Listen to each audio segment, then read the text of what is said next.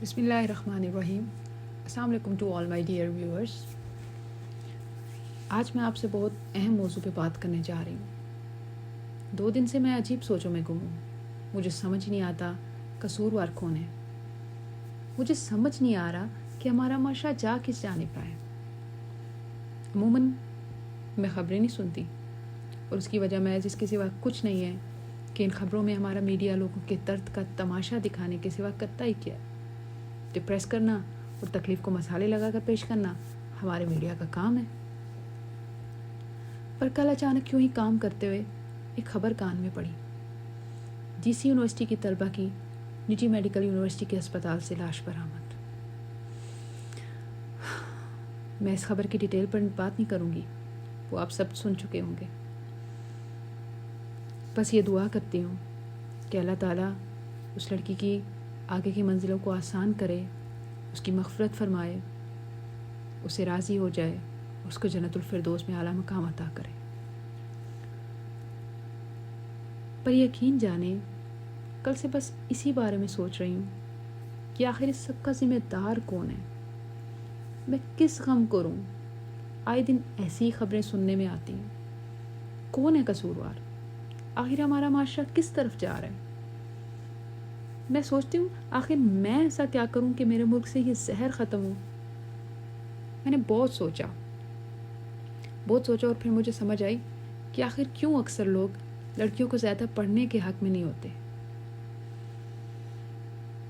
جب بھی کوئی لڑکی اپنے والدین کا اعتبار توڑتی ہے نا, تو وہ صرف اپنا نقصان نہیں کرتی بلکہ وہ ہر اس لڑکی کا نقصان کرتی ہے جس نے آگے تعلیم حاصل کرنے کے لیے اپنے والدین سے اجازت لینی ہوتی ہے. ان سب کے لیے بھی مشکلات بناتی ہے.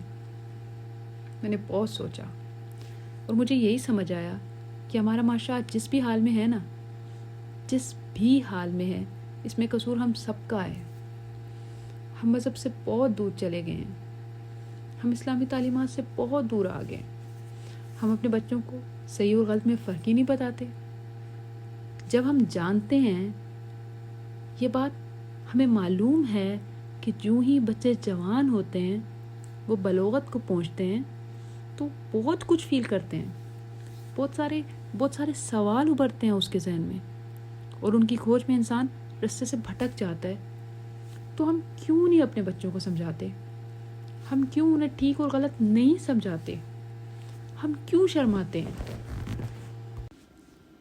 ہم کیوں یہ سوچ کر چپ کر جاتے ہیں کہ بات کیسے شروع کریں, یا یہ کہ ابھی نہیں, ابھی چھوٹا ہے, ذہن پہ برا اثر پڑے گا, یا ابھی چھوٹی ہے, وقت آنے پہ جان جائے گی.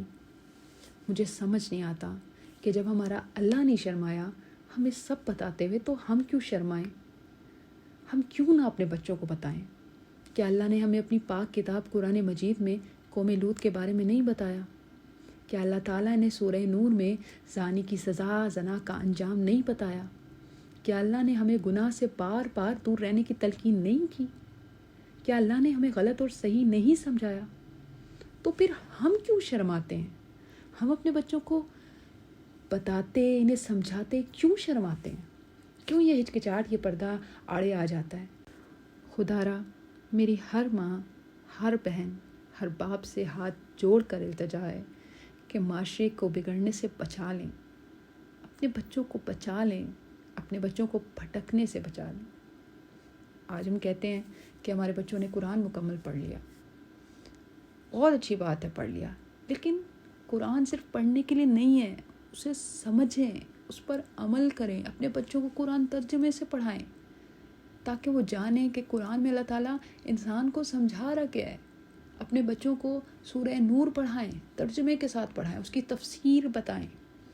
اپنے بچوں کو کبیرہ گناہوں کے بارے میں آگاہی دیں, انہیں کبیرہ گناہوں کے بارے میں بتائیں, اللہ تعالیٰ کی متعین کردہ حدیں سمجھائیں, اس سے پہلے کہ آپ شرماتے رہیں اور پانی سر سے گزر جائے. کیونکہ والدین ہی اپنے بچوں کو بچا سکتے ہیں, انہیں گناہوں سے دور رکھ سکتے ہیں. قرآن مجید سے مدد لیں. آج ہمارے معاشرے کے بگاڑ کی سب سے بڑی وجہ یہی ہے کہ ہم قرآن کی تعلیمات سے بہت دور ہیں, ہم اسلامی تعلیمات سے بہت دور ہیں.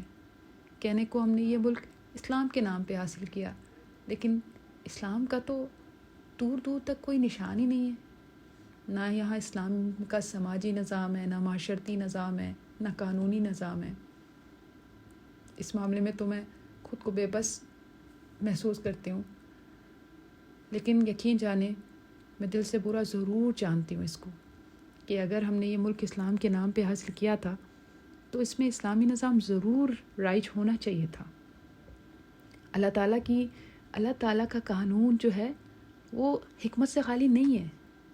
آج ہم انگریزوں کے ہاتھوں چڑھ کے یہ جانتے ہیں کہ نہیں، یہ جو سزائیں ہیں، چوری پہ ہاتھ کاٹ دینا، زنا پہ سر عام پتھر مارنا، سنسار کرنا، کوڑے مارنا، یہ جابرانہ ہے، ظلم ہے، لیکن یہ ظلم نہیں ہے، اس میں اللہ تعالیٰ کی حکمت پوشیدہ ہے۔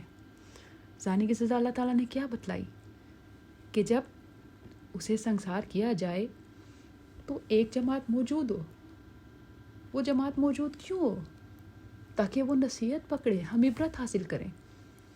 لیکن آج ہم اس سب سے بہت دور ہیں، ہم نے اسلام کی تعلیمات کو چھوڑ دیا ہے۔ اگر ہم اس میں بے بس ہیں تو ہم اپنا رول تو پلے کر سکتے ہیں نا، ہم اپنے بچوں کو تو صحیح اور غلط بتا سکتے ہیں نا، بجائے اس کے کہ بچوں کو کہیں اور سے پتہ چلے اور اس وقت ان پر پھر غلط اثر پڑے۔ اس لیے آپ خود ہی انہیں شعور دیں، کیونکہ بچوں کے لیے بہت ذرائع ہیں موبائل کی صورت میں، لہٰذا اپنے بچوں کی تربیت پر توجہ دیں۔ میں والدین سے گزارش کرتی ہوں کہ اپنے بچوں کو اپنا وقت دیں، دوستانہ ماحول رکھیں، اپنے بچوں کی ایکٹیویٹیز پر نظر رکھیں، اپنی سرپرستی میں موبائل فون آپریٹ کرنے کی اجازت دیں۔ دوستوں کے ساتھ بات چیت میں ضرور موضوع گفتگو پر غور رکھیں۔ بچیوں کو خاص کر یہ بات سمجھائیں کہ کسی بھی نامحرم سے بات کرتے ہوئے لہجہ ایسا رکھیں کہ اس کے دل میں ذرا سی نرمی کا بھی گمان پیدا نہ ہو۔ اپنی بچیوں کو بتائیں کہ نامحرم کی محبت ایمان کی تجارت ہے، کبھی ایمان بیچ کر محبت نہ خریدیں۔ تمام والدین سے میں گزارش کرتی ہوں کہ اپنے بچوں پر نظر رکھیں، ان کے ساتھ دوستی اور اعتماد کا رشتہ قائم کریں، ورنہ خدا نخواستہ پچھتاوا اور روگ کہیں عمر بھر کا مقدر نہ بن جائے۔ اللہ تعالیٰ سے دعا ہے کہ وہ ہم سب کی عزتوں کی حفاظت فرمائے۔ آمین۔ دعاؤں میں یاد رکھیے گا۔ السلام علیکم۔